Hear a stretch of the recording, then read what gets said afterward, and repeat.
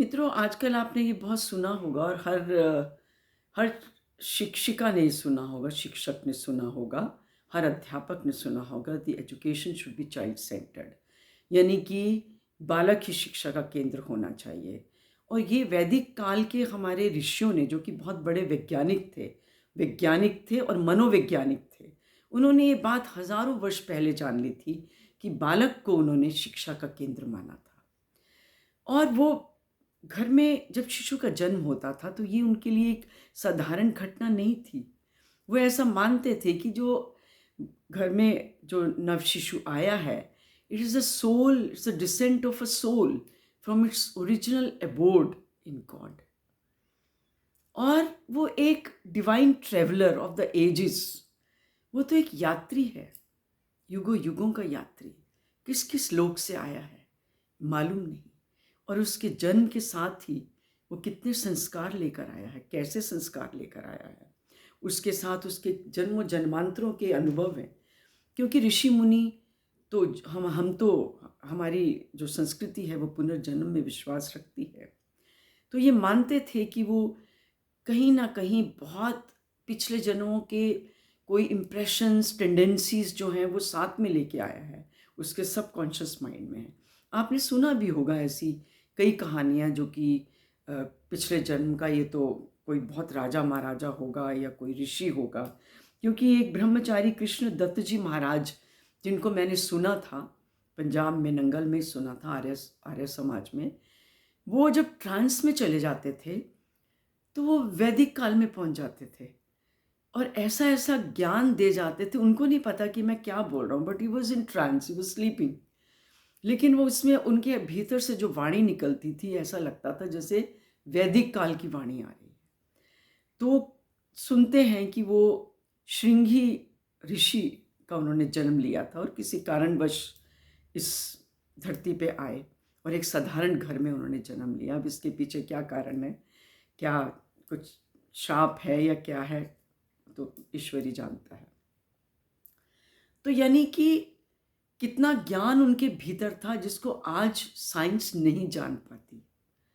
तो ये तो हमारे ऋषियों ने बहुत पहले जान लिया था और इसके आधार पर ही उन्होंने संस्कार बनाए। और गर्भाधान से पहले ही एजुकेशन शुरू हो जाती थी, बच्चे की शिक्षा शुरू हो जाती थी। और इसलिए कि they use to invoke a good soul in the womb of mother, कि जो आत्मा आए वो अच्छी आत्मा आए। This was a kind of invocation, गर्भाधान संस्कार उसको बोलते थे।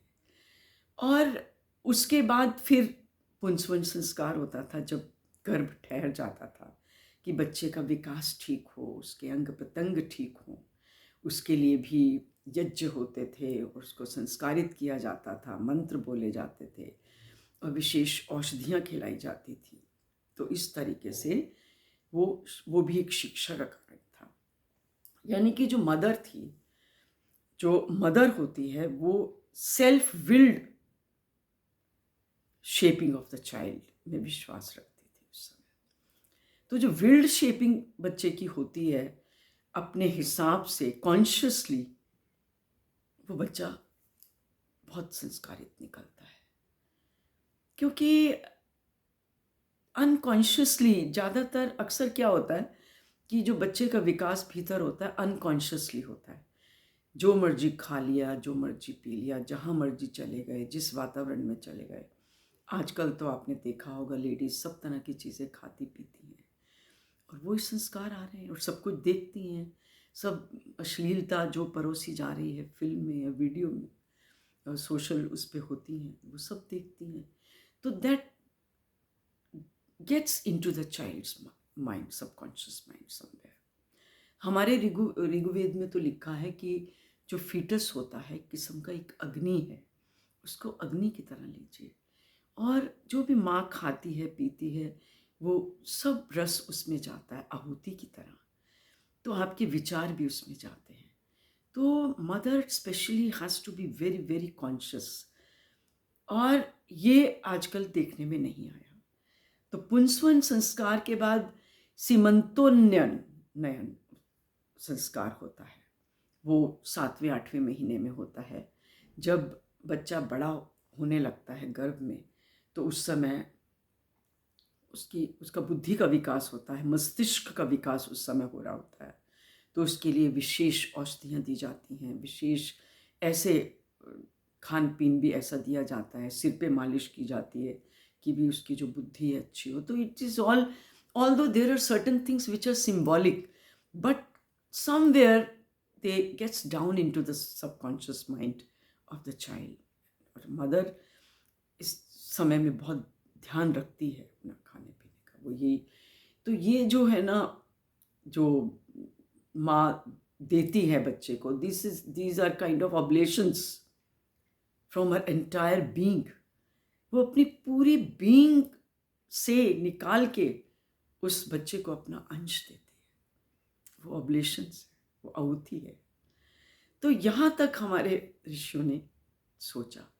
इसके बाद जब बच्चा जन्म ले लेता है तो उसको जात कर्म संस्कार बोलते हैं। अब हालांकि अब इतनी उसमें नहीं है चलन में, लेकिन फिर भी पहले होता था ऐसे। तो ओम शब्द उसकी जीवा पे लिखा जाता था, शहद से, शलाखा से, ओम। और मतलब शुरू में ही वो बीज डाल दिया, उसको कनेक्ट कर दिया उस परम पिता परमात्मा के साथ, ओम के साथ। और फिर उसके कानों में जो पिता है वो बोलता है, तुम वेदो असी। तुम यानी कि you are a being of wisdom and knowledge. तो अब तुम कहोगे कि बच्चा थोड़ी सुन रहा होता है, बट नहीं, बच्चे की आत्मा सब सुनती है, उसका सब कॉन्शियस माइंड सब सुनता है, जो बहुत भीतर है, बहुत गहरा है। तो कहीं ना कहीं बीज रूप में वो संस्कार पड़ जाते हैं बच्चे के। तो ये इतने बड़े मनोवैज्ञानिक थे हमारे कि उनको मालूम था कि जो मानसिक, जो मनोभूमि है, उसमें क्या डालना है। तो ये शुरू से डालते थे। आजकल हम भूल गए हैं, इसीलिए तो आपने देखा होगा बच्चे किस तरह से जन्म ले रहे हैं। और प्री नेटल, जब उसमें एक कहानी, एक उदाहरण मैं दूंगी प्री नेटल एजुकेशन पे। जो नारद मुनि थे, उन्होंने जब देखा कि उनकी जो प्रहलाद की जो माँ थी, कयाद नाम था उसका, कयाद।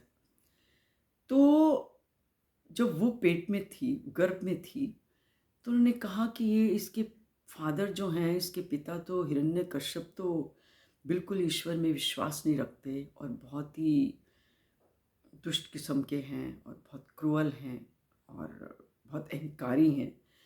तो उन्होंने उसकी माँ को अलग वशिष्ठ आश्रम में ले गए और वहाँ पे हरि हरि का नाम लिया जाता था, हरि की गाथा होती थी और तरह तरह की कहानियाँ बच्चे को सुनाई जाती थी।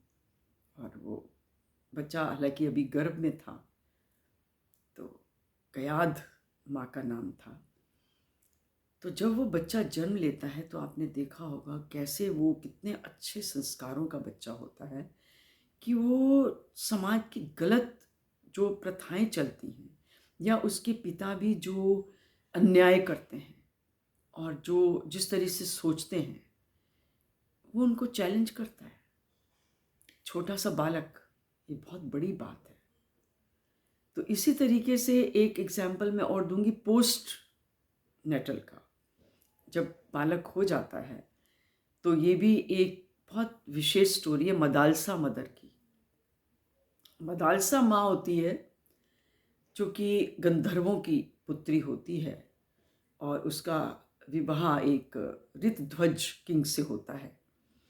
तो उसके जब पहला बेबी होता है तो वो जब वो रोता है तो वो शुरू से सोच लेती है कि मुझे क्या बनाना है, वही willed shaping of a child. और वो उसको जब वो रोता है लोरी में, क्योंकि शी वॉज एक विदुषी थी, रियलाइज्ड सोल थी, और वो उसको लोरी लोरी में ही पूरा ज्ञान दे देती है कि तू आत्मा है, कुछ नहीं है, संसार ये है वो है। उसने ऐसा ज्ञान दिया कि जो वो बालक बड़ा हुआ तो वो तो संत बन गया, बहुत बड़ा ज्ञानी भी बना, विद्वान बना, लेकिन डिटैच्ड, संसारिक नहीं बन पाया। फिर दूसरा इशू हुआ, वो भी ऐसे ही, तीसरा भी ऐसे ही। तो फिर किंग ने कहा, ऋध्वज बोले कि वे तो सभी बच्चों को ये बना देगी संत, सेज बना देगी, ऋषि बना देगी, तो मेरा राज्य कौन चलाएगा? तो कहने लगी कोई बात नहीं। जब उसके फोर्थ इशू हुआ तो कहती नामों में कुछ नहीं रखा, पीछे के बच्चों के नाम, किसी का बाहुबली, किसी का पराक्रम, ये रखा। उसने तो साधु बना दिया उनको। और जब ये हुआ तो इसका भी उसने नाम कुछ एलार का कुछ ऐसे करके रखा था, जिसका मतलब ही है कि मतलब मैड डॉग। तो उसने कहा क्या कर रही है? तो कहती नामों से कुछ नहीं होता, मैंने जो बनाना है वो मैं बना दूंगी। और उसने उस बच्चे को अब लोरी में ऐसी वीरांगनाओं की, पराक्रमी लोगों की अपनी गाथाएं सुनाई, कहानियां सुनाई, और वो बालक बड़ा होके बहुत ही अच्छा राजा बना, शासक बना।